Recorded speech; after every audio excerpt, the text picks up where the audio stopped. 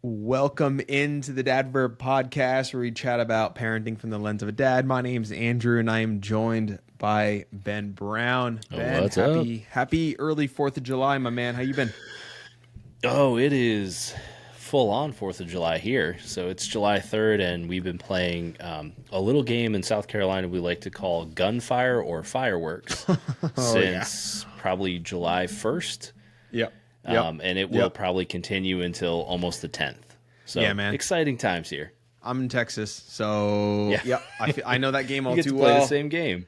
Yeah, and because like there are like restrictions when you get to like inland, in toward like Dallas proper, but when you start going out, like way past the suburbs, 30 miles north of Dallas, so we start getting into like McKinney, Melissa, Anna, Texas, New Hope, Texas, these towns that you've never really heard of. That's where the fireworks start really popping off.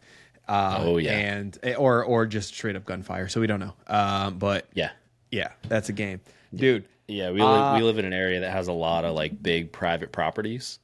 We live in a neighborhood, but a bunch of people around us are old school, been here for 30 years and have 10 acres or whatever. So firing guns off in the middle of the night till 2 a.m. to celebrate America. We're Pretty star-spangled awesome. common occurrence here. Yeah, I mean Memorial Day, New Year's, and 4th of July are all big gunfire or fireworks holidays around here. Well, listen, this is what I've said this for years, but like 4th of July is kind of one of my favorite holidays. Now, I know it's kind of like a throwaway holiday for a lot of people out there, but for me, I've always called it summer Thanksgiving, right? This is when dad can become a dad, right? And go full grill master mode, right? And go something simple, burgers and dogs, or what we're doing tomorrow. We're doing pork shoulder. We got smoked briskets. We've got we've got the stuff. In years past kept it simple: burgers, dogs, watermelon, the good stuff. Right. Delicious. I love it. It's summer Thanksgiving, man. All the delicious. But tomorrow, we're going all out with the brisket. Might be doing some burnt ends. Got some because I like the burnt ends. It's weird. Burnt ends are fantastic, dude. I am so pumped for tomorrow, man. It's gonna be great. What's tomorrow gonna look like for you? Tomorrow I think is going to be pretty relaxed for us. So no big plans. Luckily, my wife is off, so we're going to be full force in handling the kids all day long, which is going to be a big plus. It's the first in a couple of years. So she works in a hospital, so normally she's, the holidays she's there working. So when you blow your hand off, you go and see her. So it should be pretty relaxed for us tomorrow. We're going to do a pool day with some friends. Probably cook out a little bit, eat something, hang out, and not make too many plans. That's the way it goes, man. I love it because every year we do the same thing. It's just like a bunch of family gets together, primarily Katie's extended family, and it's just a pool party, man. I do wish I had shed more lbs, but whatever, it's fine. Man. It is what it is, man. You gotta love the body you're in, man. You have priorities. And dad bod, bro. Somebody made a joke the other day that said like, if you're in super good shape, you may not be like a great dad because it takes so much work to be in really, really good shape all the time.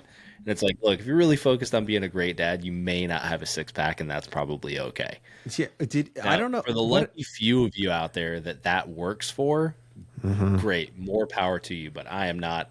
I'm a natural refrigerator man myself. That's just the way I work out so that I can eat, so whatever comes off goes right back in. Man, did we chat about that last episode? Right? I feel like I just heard a few burn ends, more than a few. I feel like I heard that about like that it's along the similar lines of like, listen, if you got six pack abs, you're a terrible father. You're not paying attention to your kids. No, I'm sure there's somebody out there that's a great dad with washboard abs that's gonna write in the comments like, I'm a great father. I get it. You probably are. I'm just here to make myself feel better, and I have the platform to do it. So that's what I'm going to use it for. It's my brother-in-law, man. My brother-in-law, he looks like a Ninja Turtle. I mean, the the shell of the Ninja Turtles has like a 6-pack. Like, I'm not joking. His name's Cam. The dude just like looks like that. He works out every day. He looks fantastic. He recently had like some sort of stomach bug. They had to like do like tests. It's like really unfortunate, but he shredded 20 pounds and like he looks even better than he did. I mean, horrific circumstances. And looks better. Yeah. So I'm like, damn, man. I wish I could have a freaking Crohn's disease now and lose. I don't know, but no, he looks fantastic. But yeah, man, 4th of July gonna be really fun. It's something that I've always enjoyed, and I get to wear my favorite stance socks that looks like American flag. It's got like the red, white, and blue stars and stripes. It's obnoxious, but those are my socks that I get to wear. And yeah, it's just fun. It's just fun that we get to flex that stuff. I think I don't know if we still have international viewers, but I don't know. I don't know about the stats. I remember early days. I feel like 4th of July is famous enough where we don't need to explain it, though. Right. Well, I don't need to explain it. It's America's independence, and that's about it. Yeah. So we take every stereotype about America involving NASCAR, jean shorts, and American flag related apparel. Yeah. Mash it all together, and you've got 4th of July. Yeah, pretty much. I've heard in England that they throw, I think they're called American parties, where college age English people would throw American parties, and they would have like red Solo cups. And they would play beer pong because apparently that's a uniquely American thing to play beer pong with Solo. I think the red Solo beer cup pong is like with Solo cups. Yep. It's like apparently iconic America. Peanut butter and jelly is like pretty uniquely American. Yeah, from what I've heard. I'm assuming. I mean, smoked meats are pretty universal though. So that was my question. So you mentioned there's brisket, there's pork shoulder, and some burn ends and stuff. Who's doing what, and are you responsible for any of it? No. Okay, so I want to be, but a buddy of mine who's also named Andrew, I'm not afraid to admit it. He's just better than me at it. So he's doing it. He's doing a lot of We're doing the sides. Okay. I'm good at the sides, man. I'm really good at the sides. Important. Yeah. So you know what? Can we just play a quick game real quick? All right. Yeah. So ideal 4th of July. We're gonna get into the dad stuff in a little bit, okay? But ideal 4th of July meal. Okay. Let's go main course. Okay, and then 2 sides, and a dessert, and a drink. So let's start with the main course. Okay. What's an ideal main course for 4th of July for you? Main course? Yeah. I mean, pretty much any outdoor celebration, because I'm a suburban male over the age of 30, which means I'm like either really into golf or bourbon or smoking meats. Yeah. So like some sort of smoked meat. Like I'm gonna say like a brisket, like a really like top-notch quality brisket. Okay. Is just because I love it, and I think it takes so much time and effort to do, right? Yes. To get it right. There's a lot of dedication, to cook man. That for people, right? So much planning that goes into it. Like I did one for Memorial Day. It took me 20 hours. I did it was 19 and a half hours of smoking, resting, doing everything. Like it was such a commitment to make that thing. You set like timers in the middle of the night, so you get up and tend to it like I'm up a baby. At like 2 a.m, and then it's raining and it's cold, so the temperature won't come up. I mean, it was brutal, but it was good when it was all said and done. But it would either be that or going back to just like super simple nostalgia, burgers, hot dogs, maybe some sausages.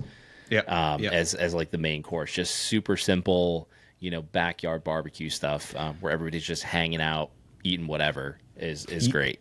You know what I think's underrated when you go to like barbecue places or whatever, and they've got like all the fixings and stuff. I think sausages are actually underrated, especially like jalapeno sausages. 100%. I think they're so good, man. Because my focus is always like so much on like. Right. Ribs and brisket and all that. I love me some ribs, but it's good. Yeah. I love the sausages, but echoing what you were saying, because you went brisket, I think honestly I'm kind of in that same camp. But for the sake of diversity, I think I would just an all-time classic favorite meal is just a simple cheeseburger, sesame seed bun, love it. So that'd probably be my pick. and going back to the brisket thing, my buddy Andrew, he's on it like literally right now. I think he's like getting things prepped. Yeah. He's doing he's trying something different. He must be starting somewhere around now. Yeah, around now. Yeah, I think so. And it's going to be all night long. And he's doing two different flavors. One's the traditional kind of smoky, all that. And he's trying a new one. It's kind of like a sweet meat kind of a thing. It's like a sweet Kahlua thing. That's not the brisket meat. That's not beef. That's pork. He's doing like a sweet It's gonna be Kahlua. the pork, yeah. I think so. So I don't know how he's doing it, but he found something he's like pretty excited about. But he's doing two. So I'm like, man, props. But okay, so we've got the main course. You went brisket. I went burger. What are your sides to go with the brisket? Sides with brisket, I love like bacon wrapped jalapenos. Always, I think are like one of my absolute favorites. Just like a bacon wrapped jalapeno, smoked for a little bit. Yeah. I also count smaller cut meats as a side. So like pork belly burnt ends are phenomenal. That's like one of my favorite little appetizers to make. And then like mac and cheese, always a classic. Pasta salad, always a classic. Like I like those big hitters, right? The big hitters where like your grandma made it and then your mom made it, and like it was at every cookout you ever had. So like we always had Italian dressed pasta salad. We always had usually like macaroni and cheese. We always had some kind of cold dish like a potato salad that was always excellent. Like, see, and that's my pick right there. You always got salad. Like somebody's grandma or auntie with the like the jiggly arms. Like, you know, she made some kind of killer potato salad that was unbelievable. And you know, she just and there was no recipe. It was just a little bit of this, a dash of that, a pinch of this, and it was magic. That's what I'm looking for. Oh man, it's funny. I know exactly the jiggly arms where the triceps are supposed to be, but it's all just jiggle and skin. Oh yeah. I know what you're talking about. Oh, you know in the she Mormon cooks. World, you know she cooks. Yeah. Oh yeah. In the Mormon she world, knows how to cook. They refer to that as Relief Society arms in the Mormon world, because Relief Society is like it's like the community of women that like kind of that take charge of a lot of events and stuff like that in their church. But a lot of the women have that, and it's just called Relief Society arms. But I know what you're talking about because they make the best food. But yeah, for me, if I'm gonna go side, I don't know that it's the best side with a burger, but like I love potato salad. Like I think it's delicious. Like I love a good cold potato salad. I would probably be my first pick. I love everything. You know, I love just freaking. I love corn on the cob. I love seeing it in my poop after because it doesn't fully digest because I eat it too fast. Does not digest. No, never. Just suck it down. I like deviled eggs. I know that's kind of weird. I love deviled eggs. I like to fart. I like the tummy troubles. Oh, they're so good. All right, it's so good. I love deviled eggs. They're so good. And you can. There's so many variations of deviled eggs that you can make too. There's a lot. Candied bacon, jalapeno, regular, put relish, no relish. I mean, there's a whole universe of deviled eggs that you can enjoy out there. Oh my gosh, dude. Yeah. So I would probably pick. You said mac and cheese, and I love that pick. I would probably just go really simple, just potato salad, and then just sliced up watermelon. Now, sliced up watermelon on 4th of July is different than sliced up watermelon, okay? Because I've seen different variations where they do it to like little sticks or something like that. Not just triangles. Triangles are always good, but I've seen people cut watermelon in such unique ways on 4th of July, and I love it. It's amazing. So yeah, I'd probably just do that. Hey, going back to the mac and cheese, do you like the frou-frou, mix it up, like garlic mac or, like truffle, or are you just simple? So I've done a couple of like, weird variations on mac and cheese. One of my favorites so far has been pretty traditional mac and cheese. Like you make your own cheese sauce and all that stuff. But you put it on the smoker for like a couple hours to cook it down. And it gives it that like real nice, like crispy outside kind of smoke flavor on the inside. And then the real key is you cook down a pound of bacon, really finely chopped. Cook down a pound of bacon, mix that into your mac and cheese. Then with your breadcrumb topping, you actually take all your breadcrumbs, you soak up the rendered bacon fat in the breadcrumbs, and then put that over the top and make your topping. So you get That this like, sounds oh, it is. I mean, you can feel your arteries clogging while you eat it because it's like a pound of cream cheese and like 6 different cheeses, and then you set it on the smoker for a few hours. But man, it is so unbelievably good. that I mean, it's sounds like magic in a pan. that sounds fantastic. I feel like, is that like a southern take on it or something like that? I don't know what that sounds Yeah, I fantastic. found a YouTube video of a very hefty gentleman cooking smoked mac and cheese with a very thick accent, and I was like, I trust what he has to say because like he's not going to steer me wrong.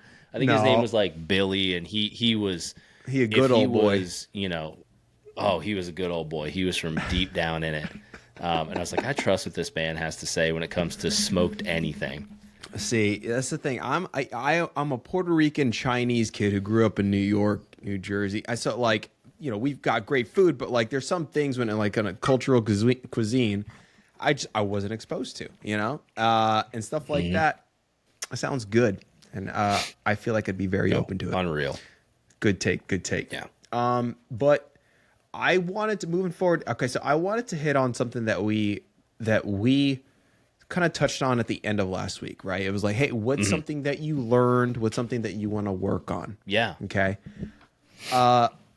And the main thing that I touched on was just like patience with my daughter. She's really much more mobile. She's in a developmental stage where she's learning new things. She's walking even more. She's learning how her body moves. She's like, her brain is firing on all cylinders because she's speaking more. She's saying baba, mama. She's like requesting things. And, Awesome. Despite all that, I'm trying to be patient. And what I learned this week is that I'm an absolute failure at patience, and I have a long way to go at keeping cool. And not just me and my wife too, man. We're both guilty. We're like, holy, this is so difficult. It's not like our evenings have not been fun, dude. It is so like. I'm not like from 5 o'clock to 7 o'clock. She gets up from her nap at 4, and like the whole time until bedtime, she's screaming. She's Just mad. not even. She screams You think she's to just be like picked up or whatever. exploring her voice? Yeah. Yeah. And then Yeah. she'll like stop and give me a smile, like, Yep. I know how to push her buttons. And then it's like a cause and effect thing that she's exploring. And that is trying. That's toddler a grind. phase. That's a grind for sure. So Our son's doing a little bit of the same thing right now, where he's he's about to be 3 in August, so like he's getting into his teenager phase. He knows what he wants. He knows what he likes. He knows that he wants to do everything himself. Which I had a conversation with my mom the other day, and I was like, my toddler is incredibly independent and doesn't want help from anyone. And then as I was saying it, I thought about it, and I was like, that's me and my wife. He is an exact mirror of who we are as people, because we're like, no, we'll figure it out. I'll do it myself. I don't need your help. I just need time to figure it out. Yeah. Just leave me alone and I'll get it. We realize that, that's all cropping up in our toddler too. So that's been super challenging. Like even tonight, right? Like bedtime took like an hour and a half, and it was just because like he wanted to wrestle and then read a bunch of books and do this and do that, and then he's like jumping around the room and no, I'm not going to do this. I'm going to do it this way. No, I'm not going to do that. And like the whole day was like that. Of just sort of being argumentative, and then when things don't go his way, just like really kind of lashing out. And so we had to have some very close talking conversations in Target where I was just gritting my teeth and going, okay, like what you're doing is not okay, and that's not how you speak to us, and this is what I expect of you. And it's like, if you don't, you get strapped back in the cart, and that's it. Like that's the end of it. So really just challenging day overall. So I feel you for sure, dude. I feel like I'm in such different emotions with each of my kids right now. So Sienna, love her, she's my baby girl, but she's just in a hard phase, man. This toddler phase, and it's going to be like this for like the next year, right? I feel like from 12 to 24 months is just a grind, right? And that's just one, right? That's not even technically terrible twos, because then from 24 months on, it's like, you know, it's a grind. And I feel like 3, there's some go into that 3-nager phase, and then others are a little bit more like cake. But Right. I know that the next, you know, 12 to 16 months with her, it's just gonna be interesting. It's gonna be a grind. We have a flight coming up end of the month. And like I'm a guy who's like made a couple videos on YouTube, like, hey, here's how to travel with your kids. Here's some great bro. That's Dad Verb talking. That's not Right. Andrew talking. That's Dad Verb talking, right? Me, Yep, Andrew, that's I'm the like, I'm content about side. to lose my damn mind. Like, well, this is gonna suck. So, like, I have to like look back at those videos. I'm like, what am I telling myself? Like, I don't, you know. How So- do I give myself a pep talk for my own video to like get ready Yeah. for this flight? What have I forgotten that I need to do? Literally, Colin and Henry are gonna be cake, man. They're gonna be awesome. They're just gonna play games. I'm probably gonna they'll play be fine. Pokemon with Henry, like side by side. I'll get into that in a sec. But Colin will probably just want to watch shows or sleep. That's it. Sienna is gonna be the one who's gonna be like, she either gonna be walking around and slapping at other people's like, you know, trays and chairs and all that stuff, Right. or you know what's the how legal long's the limit? flight? 2.5 hours. Okay, so like a reasonable flight time. So you're not like on like Reasonable a 15-hour flight time. flight or anything No, like that. very reasonable. 1 hour time difference. We're going from Central Time to Mountain Time. Hopefully, that's not going to throw Okay. off their sleep schedule too much. You know, so it's all reasonable. But just that 2 hour block is just like, yo, man, how like It's the 2 hour block where you have no way to stop or like you can't do anything. If she starts losing her mind, it's like you're going to do everything you can to keep her in check. Yeah. But like you're in a hollow metal tube going 700 miles an hour through the sky. There's only so much you can do. There's only so much you can do. And, you know, I've had family members be like, Benadryl. I'm like, well, I mean, let's say they're not wrong. They're not wrong. I know, right? So Really, it's down to it, they're not wrong. I know, and that's where there is kind of like, you know, Dad Verb content creator. Like, what you're a terrible parent. There's Andrew. I'm like, well, maybe. I don't know. Here's the secret to traveling with your toddler. Drugs. Shrug them, and then they'll wake up when you get there. It's my mom. She's just like, that's what we did to you. I'm like, did you? She's like, yeah. And that's my mother-in-law, my sister-in-law, brother-in-law. They just travel with the toddlers. All I'm like, admitted it. I was all drugging the damn kids. I'm like, well, maybe. We haven't. Well, I mean, their kids are fine. It might be okay. They're functional. They have you two start arms. you start to learn all these like I feel like as you have your own kids and you get older, you start to learn all these secrets about like how you were raised and what your parents had. Like, Yo, it's all shortcuts. I found out that the reason I got chicken pox when I was little is because like my mom admitted this to me later. Like my cousin got chicken pox when I was probably 3. Yeah. And she brought me over to their house and was like, chickenpox well, party? he's going to need to get chicken pox at some point, and like you might as well get him now so you don't get like shingles when you're an adult. And so I remember vividly like standing in my cousin's room and she was like, oh, your cousin really doesn't feel good. Like, why don't you go give him a hug and make him feel better? And like apparently I walked over and like gave my cousin a hug.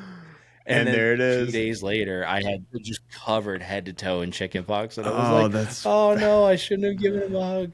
And then, of course, it's like years down the road, she's like, "Yeah, I mean, I knew you were gonna get it, but it was better for you to get it then than to, because there wasn't at that point there wasn't a chicken pox vaccine, so it was just like you just had to get it to get over it." I got like it. my kids are all vaccinated against it, but I just had to get it and live through it and be fine. That's so funny. I mean, I've heard of that though. Like parents like doing like chicken pox parties where they like intentionally get everybody sick just to get it over Just with. give all your kids chicken pox, get them over it. And on one hand, I'm like, I get it. You just build the immunity, whatever. And on the other, it's like there's like this morality standpoint. Where it's like you're intentionally having your kids suffer through a week for just. I don't like. Is there skirting the line? I don't know. It's funny because I remember it's not any worse than drugging them for a flight, right? I mean, we all know. Okay, just for clarity, it's probably not good for you to just like essentially drug your kids on flight with Benadryl and make them sleep through the flight. Okay, we know the right and wrong. We But then there's the understand. reality of it. We know a damn good amount of people have done it. So, we know that they just slept for the whole 7-hour flight. I don't know how that happened. It's just really amazing. lucky, I guess. They're just so tired. They ran a lot before the flight. So yeah, I know. But yeah, dude. So with all of our kids, I'm having just different emotions, right? So I've covered off on Sienna. Henry has just been an absolute joy. Like, this kid is just so fun. His summer has been so cool with him. I've said it plenty of times. I love playing Pokemon, the TCG trading card game. I've taught him. He and I sit down every single night for a good hour or more, and we just play cards. We talk, we play, and then we get ready for bed after. Like, it's been such a fun routine just to play. I love this age, man. 6, 7, 8, 9. It's so Henry's your fun oldest, right? And then Colin's the middle. Colin's the middle. So he's kind of gotten to that age where he can really like understand what's going on, what he likes, what he does. And he's kind of hit that. I think it's, if I remember right from the parenting books I read that are great but mostly useless, is that the kind of from a psychological standpoint, like at his age, they're able to like regulate their emotions a little bit better. They're able to understand like consequences of like, if I do this, this is the outcome. Yep. And so it seems to be like at that age, they're a little bit easier to, to work with, to have conversations with, to connect with on a different level than the younger kids. Yeah. And I think what's really been awesome for Henry lately is he's kindergarten going into first grade, right? And for his age, he's a very good reader. And his ability to read has been awesome because now he's able to go through workbooks and read them on his own. He enjoys reading the books. He enjoys reading the Pokemon cards, and it's just so fun to like watch him read the card just silently, process in his brain, and be like, oh, I can use it to do this, and then he'll do it. It's just fun, just like watching him, just like his brain is just like growing and exploring, and it was really unlocked because of his ability to read. So it's just been really fun to see that. But Colin, our middle child, it's no secret Colin's behind in comparison to all of his other friends who are also 4. Like, kid's behind. We all love it. Yeah. He's just kind of like, Collins are fun, doing just goofy kid. Yeah, he's doing something. But there's some things where it's just like, dude, we've told you multiple times. It should be really, you should catch on to this, man. You got it. And the big thing is pissing into the toilet. That should be at this point, you should get that. And we've had to tell him multiple times because he tries to be like me or his big brother. He tries to stand up to pee. You're not tall enough to do it yet, man. The aim's not there. Please sit down. It's just a disaster. Please sit down. I'm not joking. Right before I came on to record this podcast, I stepped in a puddle of piss. And I had to talk to Colin. I'm not joking. Like, right before. I didn't even have time to like wash the piss off my foot. I peeled off my sock and then I press record. You just peel it off, go and record. This is the reality of recording like a parenting podcast at night. It's just the insane stuff you go through during the day. Like we had the same thing. We're potty training our 2-year-old right now, and he was standing there in his underwear, and he kept refusing to sit on the potty. And then all of a sudden he's standing there and I hear, "Daddy." I was like, "Yeah, bud." He goes, "I peed in my Crocs." And I was like, "What?" He goes, "I peed in my Crocs." And I walk over, and of course the poor kid is just standing there in his underwear, just in a puddle, and his Crocs are full of pee. And I'm like, "All right, let's get you cleaned up. Let's like get this whole area clean." We're trying to leave the house too. We're trying to get him dressed so we can leave the house. Yeah. I was like, "Babe, I need a minute. I got to clean up our kid so we can, we got to rinse his Crocs off so he can wear them for the day." Oh, dude. But the stuff he comes out with, but he does the same thing. He'll try to stand, or he'll try to like do something that's a little out of his ability. And I mean, I've carpet cleaned a dozen or more times. I've mopped bathrooms. I've been on my hands and knees scrubbing the floor. Yeah. So if you guys aren't into potty training yet, or you kind of feel where we're coming from, It's an exciting time. Man, and that's the thing though. Colin's like potty trained. Like he's good. He knows how to hold it. It's just the aim. And here's the thing. I tell him, you got to sit down when you pee. Okay, just sit down. He goes, okay. And somehow, because like the gap between the toilet seat and the porcelain. Yep. And he's right at that level. The piss fires off right through there, and it just right leaks down the side. I'm like, how the Colin? Like the size of your thing is it does like the physics don't make sense, but somehow and then sometimes he poops. Right? He poops.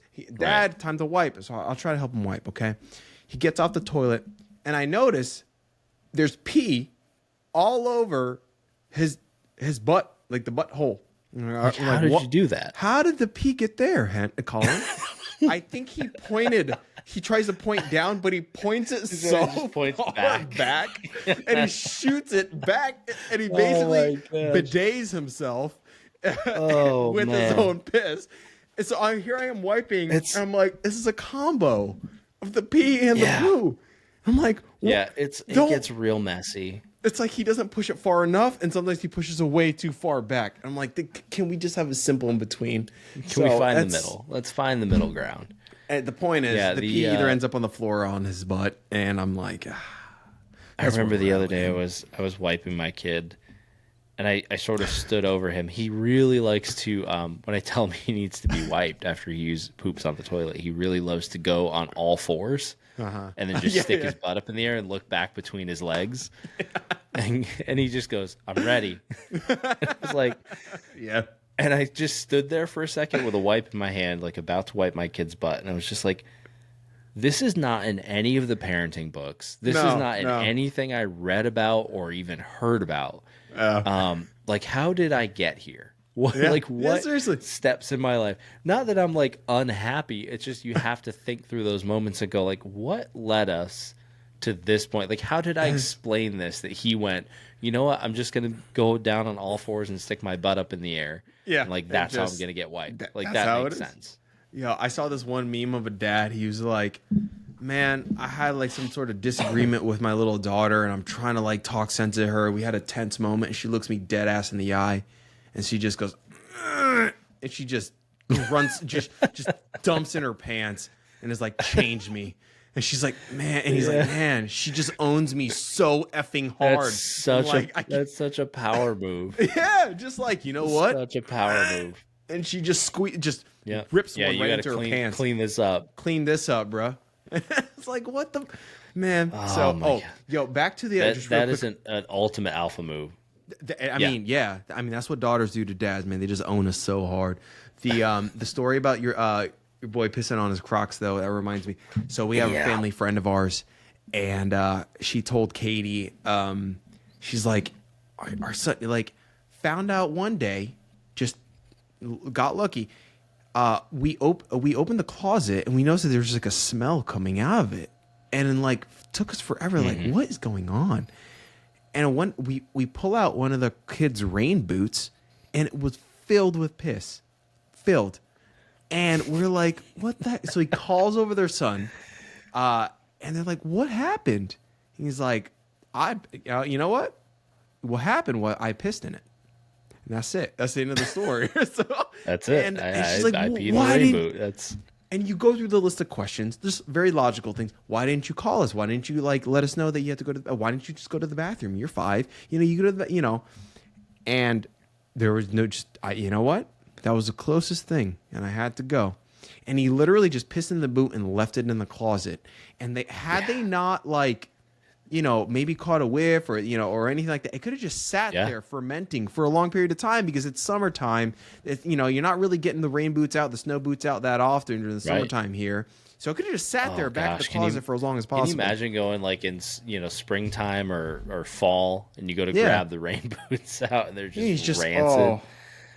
I mean, and apparently that's from what I've been reading about, like that's a relatively common thing. Is like kids will find like a drawer or a shoe or like a spot in their closet, and it's just like it's a matter of convenience. They're like, well, I mean, there's nothing that tells me that I can't do this. except for, my parents saying, please don't do that. But Yeah. I mean, we luckily, I'll say our kids, other than Colin, missing the toilet here and there, I got to say we're really fortunate. We haven't had too many issues. Knock on wood. Where's wood? Knock on wood. We haven't had too many issues. It's been nice. Watch Sienna is just going to just rip all over.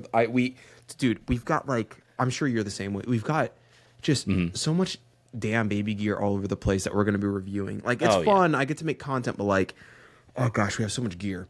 And one of them is this Baby Jogger City Turn. It's a really good rotating convertible car seat. I asked Katie, awesome. Hey, what color do you want? Brand's going to send us whatever. Just pick a color. She picks the lightest color. And the most easily ruined one. Oh my gosh. For Instagram, sure. For shots, for the video, it's going to be really pretty. In actual practice, because we're going to be using this car seat long term, 3, 4, 5, 6 years. This thing is going to get so damn dirty. And I think this thing is washable. Sure, the fabrics are washable, but Sienna is going to watch. She's going to be the one to blow out all over this damn car seat. And it's not going to be fun. Yeah. You got to go darker car seats, I think. You got to go darker. Yeah, I go black. Pretty much every car seat we own is black, maybe with a little bit of dark gray. Same. You think the dark gray up around the headrest is safe, but my son exploded in applesauce all over the gray part at the top. It's permanently stained. We can't get it out. Dude, yeah, our daughter did that with the Duna. I had to clean applesauce out of the headliner of my truck because he decided to. He was trying to open an applesauce himself and squeeze the packet. They always do that. And I was like, oh God, what happened? And there's applesauce on the ceiling. It's on the seat. He's like, my applesauce is everywhere.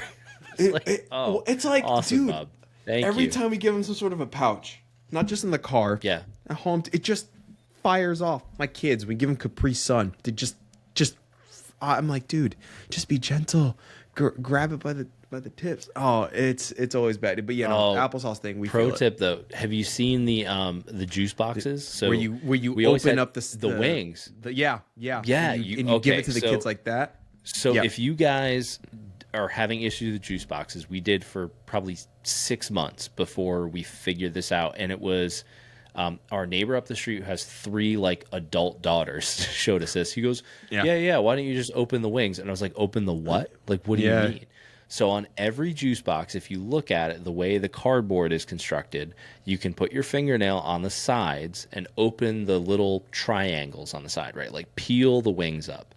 So what that does is it relieves some of the pressure inside the juice box. So if you fold those up, it does 2 things. It relieves some of the pressure. So when the kid, if they are adamant about poking the straw in themselves, when they poke the straw in, there's not as much pressure and it doesn't squeeze the juice. It doesn't come shooting out of the straw at them.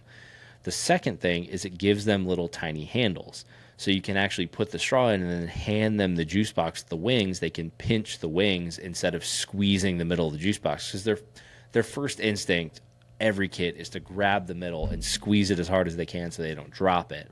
But if they have the wings, they just grab those, and then they can sit there and drink their juice box without making a god-awful mess. See, and that was such a life-changing thing, and it's so small, and I loved it.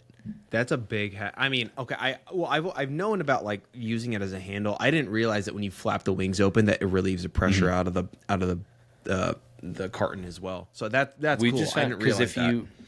What we looked at is if you don't pull the wings up when you poke the straw in, because we buy the big Costco packs of the Honest juices. Yeah. When you poke the straw in, you can actually see the juice kind of come up a little bit. Right. But when you open the wings and then poke the straw in, it doesn't do that. So I think just gives you an extra, even extra half inch of space. So when your kid does squeeze it, it doesn't make as much of a mess. That's a game changer. Any little bit is going to help. That's a game changer, man. That's cool. Yeah, the amount of mess that we both have endured when it comes to the freaking pouches and the juices. It's just so many things ruined. But yeah, man, that's where I'm at. Henry, awesome. Colin, just goof. Sienna, hard. And if there's one thing that I learned, it's gonna be I'm ready for my vasectomy, I think everybody's on that train. Oh man, that'll be a good We're video. gonna have to make a podcast like about like vasectomy experiences. Oh yeah, I'm gonna. Like, okay, so I need to get mine scheduled. dude, I'm ready to get mine. Are you done after 2? Yeah, 2's it for us. Okay, so 3 is it for us. I think we're about done. Yeah, vasectomies. It's a topic that I feel like was taboo. Not. I mean, I think people are more open to the idea nowadays. I know there's some people who are like, vasectomy, no, that's your manhood. I would never. But at the same time, that I feel like plenty of other guys are like, yeah, no, that's great. No birth control for my wife. This is just the surefire thing to do. No protection, never. This is it. So, like for me, I think the big benefits are like she doesn't have to be on a hormone-based birth control. Yeah, that's the big one for us. Yeah, that's the main one for us. Her body. Yep. Number 2, the way I look at like my contributions to our children, right, is like my wife has been through 2 C-sections. Like they give you the option when you're in there for your next C-section of like, oh, would you like to have your tubes tied while you're here since you're already open and blah blah blah. So they do. Wow. They can bring that up. They're like, hey, if you're done having kids, do you want to have your tubes tied? Wow. I never even realized us, that. I was just like, right. I was like, if this is my contribution to making sure that things are like the way we want them moving forward, then like I can endure a little bit of suffering, like a very minute amount of suffering to ensure that like we're set for the future, right? For the way we want to live our lives and raise our family. Like if that's my biggest contribution, then great, I'll go ahead and get that done. Because I haven't had to have my abdomen cut open and children pulled out of it, and like she did that twice. So like I can take a Valium and get a shot in the scrotum and endure a few days of discomfort. Like I'll be all right. I'll survive it. I might be a baby about it, but I'll survive it. For us, like my wife, when we were dating and when we first got married, before we had kids, like birth control seemed fine, but it seemed like after our first, you try to get back on it, leading up to the second, and in between the first and second, she was on it for a little bit. Her body just reacted horribly, and then every time she's tried like different ones, whether it's IUD or her body just was just a mess. Yeah. And I'm like, I don't have that expectation for her until like menopause. Like I'm not gonna like I think a snip and a few days of discomfort, great. You'd be all right. I'll be all right. But here's the thing, I've kind of like started to get a little bit scared, because leading like every vasectomy story that I've heard was always like, oh dude, I'd rather get a vasectomy than go to the freaking dentist. Like it's cake. It's so cake. But now that my time is here, I'm like, okay, now it's your time. Get it scheduled. Let's go. Right. Every story that I've heard is like a complete nightmare. And it's just like, oh, there's like all this stuff and all these phantom pains and all these. I'm just like, what the? I don't. So, and based off my insurance too, it's elective. It's going to be $500. Got it priced out. So I'm like, all right, I gotta eat that cost. But I'm kind of like looking into like new opportunities, new jobs. I'm like, if that insurance kicks in, it might be less. So I'm like, do you hold off? Yeah, but it's like it's gonna get done. If you've gotten to your, I guess your deductible and all that stuff. It just depends on where you are within. We got a long way to go before we hit that deductible, bro. So we hit that real early on this year. It was basically we hit it all in one. Yeah, with the baby, we hit everything in one go. Dude, so now I'm like, all right, so much. Now it's open. What do I get done? Eat it up. Like, I need to go see like a dermatologist. Maybe I'll get my vasectomy scheduled. Like, it's all. Get a body scan. I love getting those like $0 medical bills. Those are great. Oh yeah, and you got good insurance too. You got good insurance too because you work for a financial institution. Very solid. Yeah, finance places very give you good insurance. Solid. We really like it. That's what's up. Surprisingly, healthcare organizations don't give you great insurance. Yeah, man. Well, I used to work for a healthcare company, and I had terrible insurance. That's so weird. I feel like a lot of the best insurance comes from like financial institutions, fintech, some tech companies. I feel like those ones always get the good stuff. They're real because solid. Insurance, I mean, having been like an employer on that end, it is extremely important to be able to offer that benefit to an like one single employee. It's like, a couple thousand for one. You multiply that by hundreds. It's like, oh my gosh, it's super expensive. Yeah, dude. It's pretty crazy. But a majority of this episode was talking about 4th of July stuff, and then our struggles as a dad, a little bit of vasectomies. I think the vasectomy talk is probably going to open up a bit more down the line. It's going to open a can of worms. I'm really interested to see in the Discord as people listen to this, or on YouTube, what people think about that. I would love to. I say this now, but I'm like, I would love to know your vasectomy stories, but like, do I really want to know, or is ignorance bliss? Should I just go in not really knowing and just figure it out? Let me pull one up. Let me pull one up that I got in my DMs on Instagram. Just one. Awesome. No. DM'd you their vasectomy story? Yeah. Well, I get random things from people. His name is Jignesh, I think. Jignesh. Jignesh, 217 on Instagram. I think he's a cool guy. I think he's been following for a minute. He said, heard on your latest episode that you mentioned the possibility of getting a vasectomy. Oh, I guess this is I guess we talked about this in a previous podcast, dude. We might have touched on this before. So he goes about the possibility of getting a vasectomy. I recently got one after a bunch of mental Olympics, and a bunch of other dudes I know are on the fence. Might be a good topic to cover in an episode. Wait, this is so funny. Congratulations. Yeah, there you go. Obviously, we're going to probably expound on this a little bit more. I, for one, had a great experience. It was easier than getting a dental filling. And then I basically responded saying that, I've always been of the mindset that I'm going to get a vasectomy. Hearing so many good and bad stories, but we'll cover in a future episode. He goes, dude, I had a great experience, except the awkward feeling when 3 ladies and a dude are fondling your junk. I followed everything. I followed everything to the T, and was nearly pain free. Maybe some minor discomfort for the first few days. I had the traditional procedure, the no scalpel procedure. Yeah, because I'll go back to his comment in a sec. Because there's scalpel, there's no scalpel, there's like a tool that they use, and then when after they snip the vas deferens, then some get it.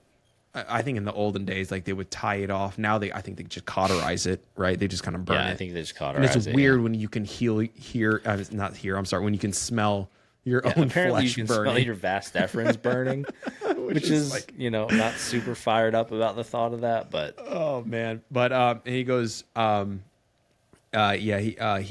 no scalpel procedure is the way to make it more appealing. I went down the Reddit forum, which that could be a wormhole. And it had me scared because I'm reading some of the stories. Most people who had bad experiences got cocky, no pun intended, and thought they could do more physical activity than they should early on. Jockstrap, ice, chill, the holy trinity. Anyway, so Jignesh had a good. I hope I'm pronouncing your name right. I'm sorry if I'm mispronouncing that, but I believe it's Jignesh. He had a good experience. So hopefully I will follow in those footsteps too, but I'll keep you posted. I got to get the thing scheduled first and find the right guy. I got to find the right guy. I got to do some digging. So apparently in our area, there's like a guy. There's like the guy that everybody goes to. And he's a urologist. And I'm trying to remember the physician's name, but he apparently does everybody. He's done like 2 or 3 of like my friends, some who had kids, some who just decided they didn't want kids. And they all said, real easy, pretty pain-free, a day or 2 of like being uncomfortable, and then you were done. Yeah. That was it. I mean, I would imagine that a majority of the urologists, the ones who are doing this are male, right? It's just, it's interesting if like you go and it's some female pro who just, this is her job. Like, man, I snip, I'm the best at this. But wouldn't it just make you slightly uncomfortable? Be like, excuse me, ma'am. Yeah. I don't know. Like, I feel like I'd be much more comfortable with a guy, and probably my wife would feel much more comfortable if there was a guy down there too. So just like I know you're a real pro with the equipment. Yeah. Like, just you've had it all your life. You got a lot of experience. I understand. Like, you probably really take this personally, and I appreciate that. Yeah. But I don't know. What's your timeline for this? Um, I mean, I'm hoping I gotta talk to my primary care and get like a reference and all that stuff, but a referral. Yeah, I would PPO or HMO? What love kind of to plan do do you it have? before the end of the year, but I would too. so we do. Yeah, we're on a high deductible, like HSA with a high deductible plan. So HSA with higher use sort of deal. Yeah. I was So in we a have like similar a plan with savings me. account. Yeah, we have like a savings account and then deductible. So you have like an out of pocket max instead of a traditional deductible. Yeah, I've seen Once like you get your out of pocket max, you're basically done for the rest of the year. that's cool. What's your max? Out of curiosity, are you open to share or no? You don't have to share. Whole family is like $7,600, That's not 7,800 somewhere in bad. there. That's not bad. What's the No, deductible? for the entire family. But that, I mean, when we did the C-section and all that, I mean that ate up all of it. And you're basically paying a percentage of each procedure.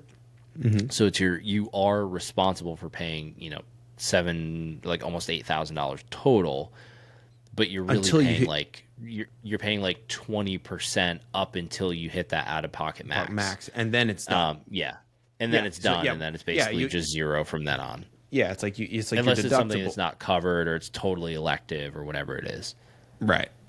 Okay, that's gotcha. Yeah, man, the insurance talk. It's another big draw for me to go back to the standard 9 to 5. It's just like, man, that's a beast. But I don't know, man. Maybe it'd be fun if we kind of like scheduled it kind of like along the same timeline. Because like I'm not gonna do it before we travel later this month. No.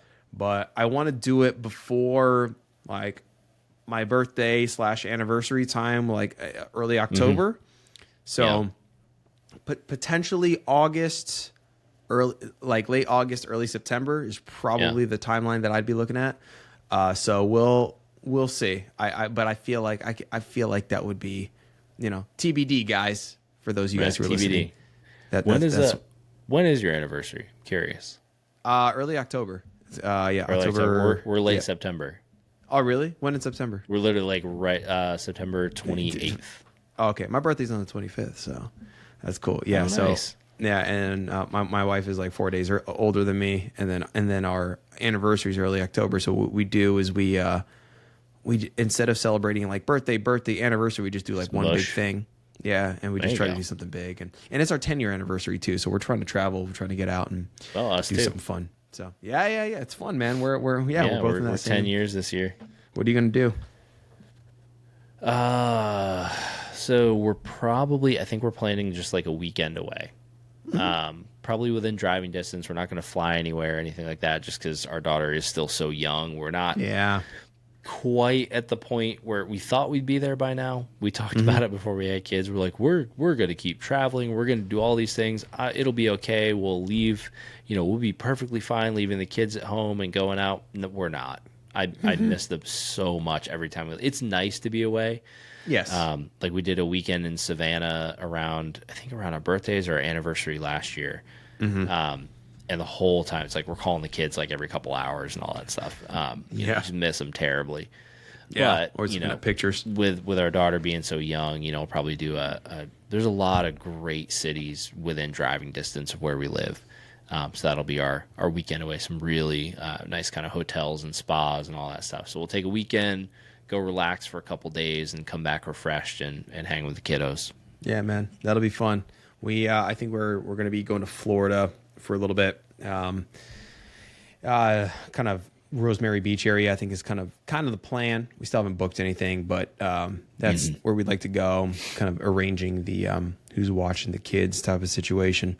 So, but yeah, it'll be hard because we still got a daughter who's at like peak difficulty with her age. So, we're trying to sort out the details, but like we've earned a break. Okay. Like, I feel like every year, ever since we had Henry 6 years ago, it's been like, we're going to do bigger stuff. Like when we hit this mark, or like, it's always felt like we've just never been in the right spot to do this because our kids are difficult, or whatever.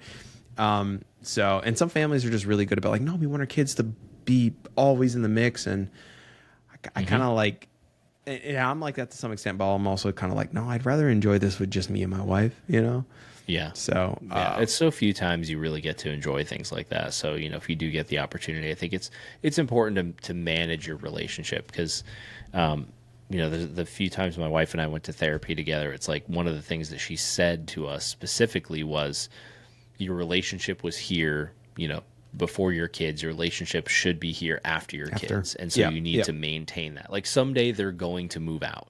Yep. And you are still hopefully going to be together. And if you haven't done the work to maintain that relationship, then it's a lot of years of just rebuilding. Yep. And so, as simple as it may seem to take a weekend away, or even just a night out, like go on a date, do something nice for yourselves, good day date, night date, whatever it is. Just recharge and reconnect. It's so important. Well, I fully agree with that. I've always said, marriage comes before kids, man. It's just where my priorities always are. Love my kids, but my wife is it's important. Strong marriage leads to strong parenting. For sure. So I think I think we'll just cap it there. Vasectomy chat TBD. But what I'd like to ask is if anyone comments on YouTube or leaves a comment or whatever on Spotify or whatever, and you have a vasectomy story, let us know, good or bad, preferably the good. But, if you've got a story, let us know. I might read off a couple in the next episode. We'll see. Or just shoot me a DM or something like that, and I'd be happy to read off some of these vasectomy stories and freak out a bunch of men out there. So, dude, do you have any kind of final thoughts before we sign off here? No, nothing. I realized the last couple episodes we didn't do a household sickness poll. Oh, so how many weeks have you gone healthy? Oh, I don't want to jinx this, but I feel like it's been like a month. We've been good. Yeah. It's summertime, man. I felt the same thing as I feel like it's been at least a couple of weeks. I think it's been 3 or 4 weeks. I knocked on wood, man. Knocked on my wood top desk that I think everybody's been healthy, which, summertime's been great. Of course, flu season will be here soon enough, but you know what? Well, I'm not going to think about it. We're going to enjoy it while we can. Yeah, man. So hopefully we're good. Hopefully we're good. But I'm wishing you and your family a good, healthy week, a good, healthy 4th of July. If you guys are listening to this right now, it's a high probability that you're listening to this after 4th of July. So apologies. Wishing all you guys out there who are listening a wonderful summer, wonderful, healthy summer. And if you're listening, please leave us a 5-star review on Spotify, Apple, wherever you get your podcasts, as well as liking the video if you're watching this on YouTube as well. We really appreciate it, and we continue to monitor and look for any sort of comments that stuck out at us. So thank you guys for listening. We love hearing or seeing the viewership continue to grow. And again, share those vasectomy stories because I think there's going to be I think it's a very fun, entertaining topic. I legit think that we can do a full hour-long episode on that topic alone. I think we will. Okay. Anyway, well, thank you guys so much. We'll catch you in the next episode. Peace.